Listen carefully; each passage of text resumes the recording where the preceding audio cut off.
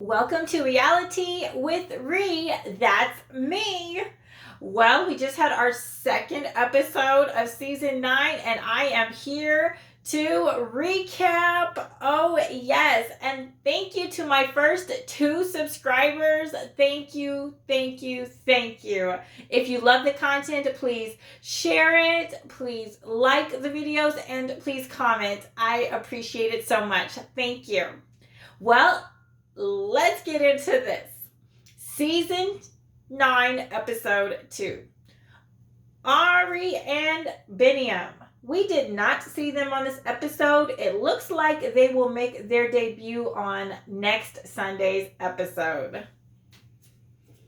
Next up, we have Emily and Kobe. We see Emily getting ready for Kobe's arrival the next day.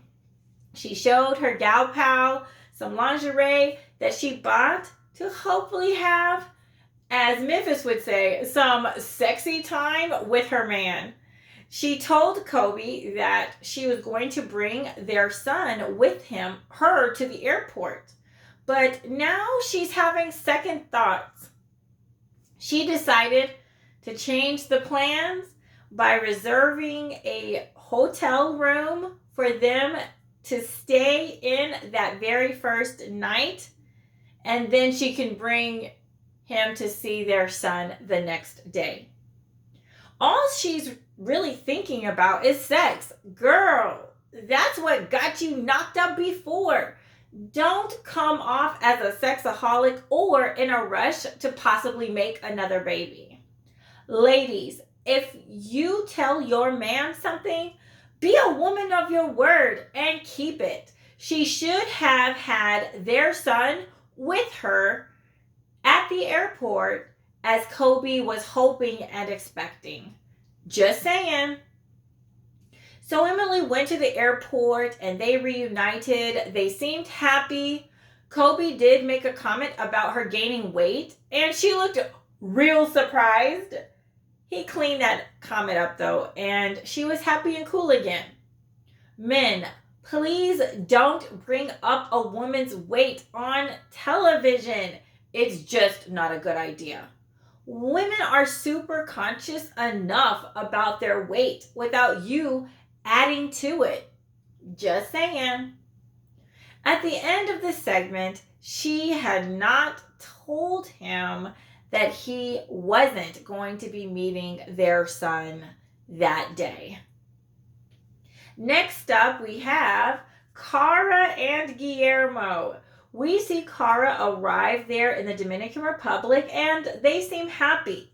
Guillermo surprised her by taking her to dinner with his older brother and their mutual friend. During this dinner, the brother and the friend, along with Cara, were having a good time, laughing it up at the expense of Guillermo. They were making little jokes about his age, and Cara even referred to him as a toddler. That made Guillermo mad, and he said that he wants to be respected as the man that he is. Men, if you want to be respected as a man, you may want to reconsider getting with a woman who is old enough to be your mother. Just saying. They traveled to the U.S. and Guillermo was able to get here with his expired passport. I don't know why TLC was making such a big deal about his expired passport. Maybe it was to hype up their storyline a little or something, but it really didn't end up being a big deal at all. Just saying. Next up, we have Bilal and Shai.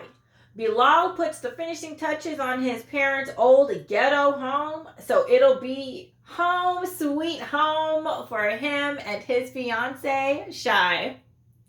So we hope. He heads to the airport and they have that moment, that moment that 90 Day Fiance is known for.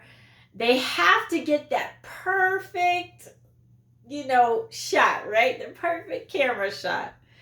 This is the first couple that we are seeing in this new season with their airport moment. She drops her bags and they begin to run towards each other and all that jazz. Then Shy leaps into his awaiting arms. Anyhow, that beautiful moment changes quickly. She had just said soon after that she wanted to see his car and his house. She said that right outside the airport, right outside the doors. So he's got her luggage and stuff, and they're walking to his car, and they walk up to the van, his white worker van, and homegirl thought that his car was the black car next to it. You can't make this stuff up. She seems immediately put off when he said that it was the van, that was his car. And when she realizes that her face, the expression is priceless. He decides to put her luggage in that big white dirty van filled with trash, and she has an issue about that. He reassures her that the stuff in the van is not trash. She doesn't need to worry about that. It's just his toolbox and stuff, for whatever handyman work he is pretending to do. I don't know. He's such a fraud. But anyways, he reassures she doesn't even want to set her purse down in that filthy van. So he had set it down. She grabbed it quick and put it on her lap. She states that he just lost some points. And he states that she also lost some points too. Yikes! Again, men, don't play pranks on your women. We don't have time for your games. Just saying. Ladies, if you don't know how a man is living, don't get engaged to him, let alone leave your country for a man who has only shown you a white wall for over a year. Just saying. They got to his torn down, old, raggedy childhood home, and she was not impressed. She was kind of in shock. He gives her a tour of what appears to be very small home, and the looks on her face tell everything about how she's feeling inside. She's real expressive with her body language. I am too. So yeah, I could read the body language and I knew exactly how she was feeling. Shy's words and her demeanor show how she really feels inside, which is that she's disgusted by the home, that she feels let down, and that she's confused as to why he was traveling with really nice clothes, luggage, and accessories, but he was living like this. Something just doesn't add up. Honestly, I think most women, if they were in her situation, would be feeling a lot like her. Maybe not all, but at least some to most, I think would be feeling the same way she was and asking the same questions she's probably asking inside her head right in that moment. If Bilal wanted to play this terrible prank, he should have backed it up and began playing it on his first trip to see her when he went down to Trinidad and Tobago for 7 days. Question. How are you traveling with Louis Vuitton luggage, but your house is as broke as a joke? Just saying. Needless to say, that evening did not go well for either one of them. When she goes and meets his mother the next day, hopefully things will go better than their first few hours together. We'll see. Next up, we have Jabari and Mona. We saw Jabari getting ready for Miona's arrival. He spoke with his fellow best friend, who is also his bandmate. His friend shared how he is ready for the band to get back together. His friend also shared that he doesn't have a good impression of Mona, and he has doubts about their relationship. We also saw Jabari getting ready to pick Mona up by getting his presents together.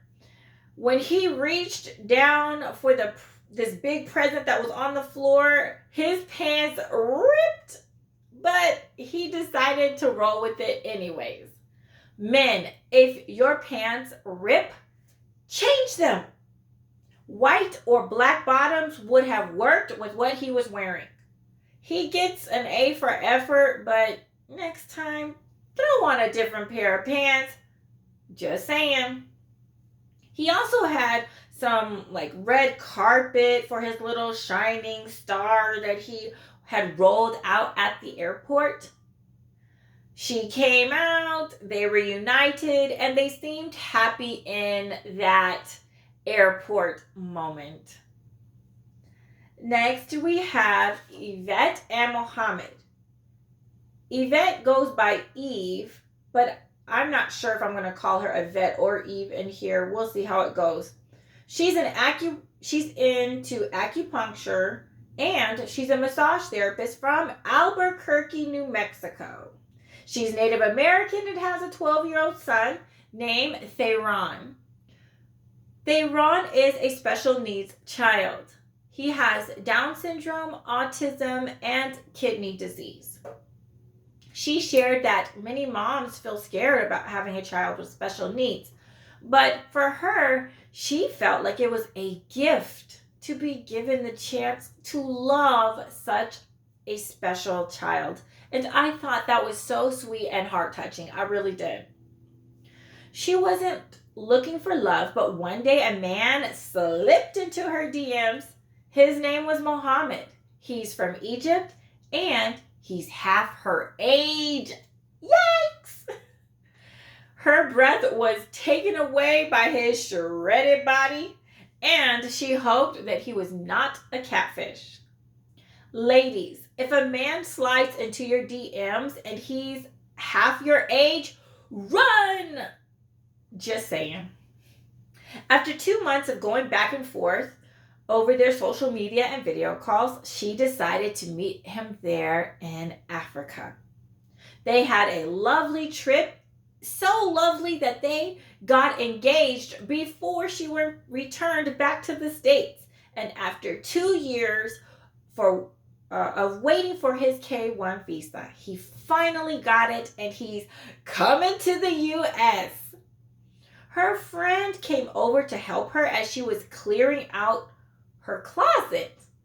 She was trying to get rid of her trashy clothes because she knows that Mohamed wouldn't be okay with it. Her friend is leery because Mohamed is literally the same age as her son. Ew.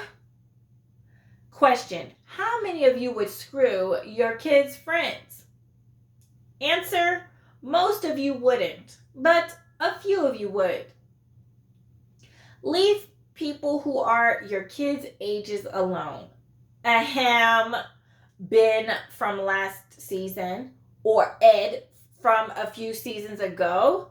Creepers, they are, but anyways, just saying. She meets up with her gal pals and they have a meal together. She is grilled by her pals about all kinds of things, especially about her sex life. Yvette did admit to taking Mohamed's virginity. Yvette doesn't like the judgment that comes with her dating a much younger man. I want to know this. Girl, why did you come on a TV show? Did you think that you wouldn't get judged even more? Come on now. You know that you're going to be judged by a larger sphere of people than just your immediate friends and family. So if she's really not into being judged, Next time, don't sign up for 90 Day Fiance. Just saying. She also admitted to changing a lot of things about herself to help make Mohamed happy. Well, we'll see how this goes. And last but definitely not least, we have Patrick and Thyese. We did not see them featured on this episode, so maybe we'll see them on next week's episode. And that's the recap for season 9, episode 2. I'm thinking of coming up with some nicknames for some or all of the cast for this season. So if you have any ideas, let me know down in the comment section below. I already have my first suggestion from JS about calling Patrick the Star, or Patrick Star, or something like that. So thank you for the suggestion. If you have any ideas, let me know in the comment section below. If you have any other things you'd like to suggest or ask or whatever, please do so. Until next time, this is Reality with Ree.